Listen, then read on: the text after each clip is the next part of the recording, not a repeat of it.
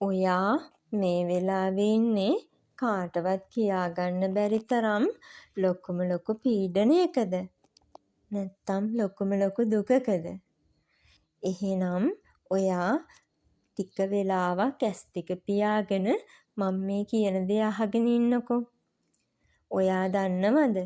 දිරිසි දිරිසි බැබලි බැබලි තියෙන වටිනා දියමන්තියක් උනත් නිර්මාණය වෙන්නේ අධික පීඩනයක්, අධික තාපයක් දරාගත්තට පස්සේ. ඔයාගේ ජීවිතේ එන හැම පීඩනයක්ම එන්නේ ඔයාව විනාශ කරන්න කියලා හිතන්න එපා. ලෝකයක් ඉදිරියේ ඔයාව දියමන්තියක් වගේ බබලවන්න කියලා හිතන්න. කටුක පීඩනයක් මැද්දේ නොසැලී ඉන්න මතක තියාගන්න.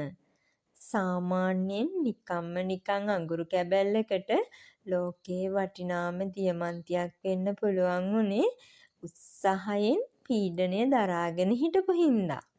ඉතින් ඔයත් ජීවිතේ ප්‍රශ්න බාධක හමුවේ පසුබට වෙන්න හිතන්න එපා.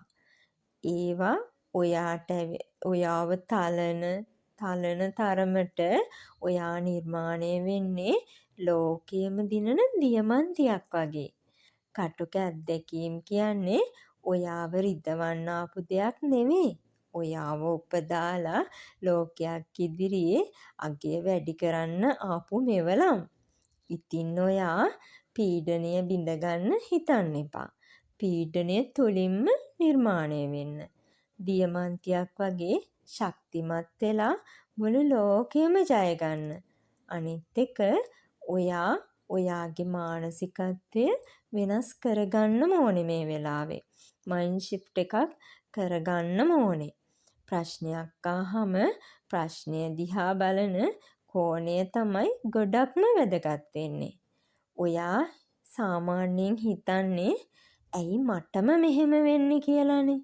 එහෙම හිතන්නේ නැතුව මේ ප්‍රශ්නය මට උගන්වන්න හදන්නේ මොකද්ද කියලා හිතන්න. ප්‍රශ්නය ගුරුවරයා කරගෙන ප්‍රශ්නය තුළින්ම ජීවිතේ ඉගෙන ගන්න. මේ මොහොතේ ඉඳන් ඔයා ඒ දේ හොඳට හිතට ගන්න ඕනේ. තව එකක් ප්‍රශ්නයක් ආවහම ඔයාට ඔරොත්තු දීමේ හැකියාව උපරිමයෙන්ම තියෙන්න ඕනේ. වැටුණු හැම වෙලාවකම ඊට වැඩිය හයියෙන් නැගිටින්න පුරුදු වෙන්න. දියමන්තියක් කැපෙන්නේ තවත් දියමන්තියකින් විතරමයි.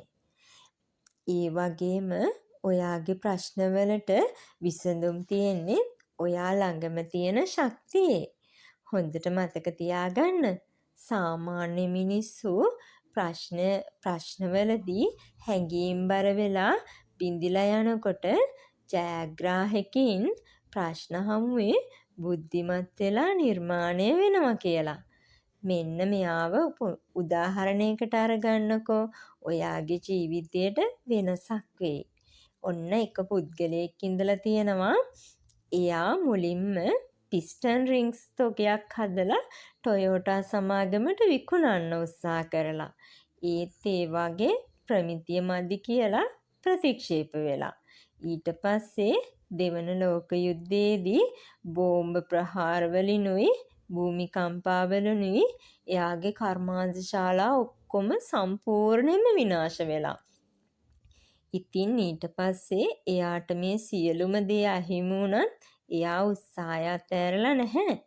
යුද්ධයෙන් පස්සේ තිබුණු ඉන්ධන හිඟයට පිළියමක් විදිහට එයා බයිසිකල් වලට කුඩා එන්ජිමක් සවි කරලා. ඔයා දන්නවද? එයා ලෝක ප්‍රකට හොන්ඩා මෝටර් සයිකල් අධිරාජ්‍ය බිහි කරලා. එයා වෙන කවුරුත් නෙමේ.